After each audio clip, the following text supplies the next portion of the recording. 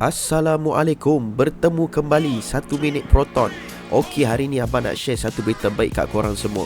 Baru-baru ni Proton telah announce satu kempen special untuk fresh grad atau skim graduan lah. Skim terbuka untuk umur 21 hingga 30 tahun sahaja, yang mana para graduan boleh beli kereta Proton Saga baru, biarpun baru sangat bekerja tak sampai 3 bulan, dengan hanya submit offer letter saja guys. By the way, kempen ni eksklusif for Proton Saga saja. Memang mantap guys kempen ni. Selain itu, adik-adik graduan juga berpeluang menikmati 3 bulan free installment. Kalau 500 sebulan, korang dah jimat 1,500 tu.